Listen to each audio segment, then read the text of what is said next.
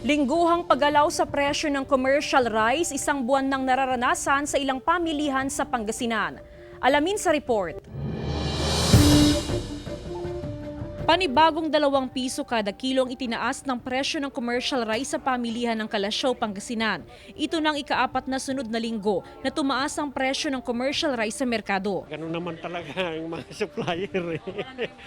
Ang kalimitan na sinasabi nila, hindi makabilad, na-stock na yung palay, hindi in-stock na ng mga farmers. Nabibigla po yung mga customer po namin. Bakit yung taas na, sabi po nila. Paano paliwanag, sir?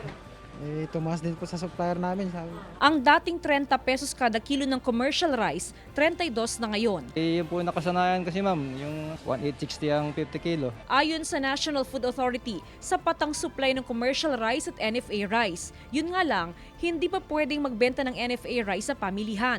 Nakalaan ng NFA rice sa pangangailangan ng gobyerno ngayong may pandemya. Sa ngayon, nasa 141,500 bags ng bigas ang nakaimbak sa mga bodega ng NFA sa probinsya. Inaasahan natin sa susunod na buwan po ay mag-uumpisa na po yung palay harvesting natin. So we expect na makakabili ulit tayo for karagdagang inventory natin. Kasama si Wilson C., Jasmine Gabriel Galbat, Balitang Amyanan.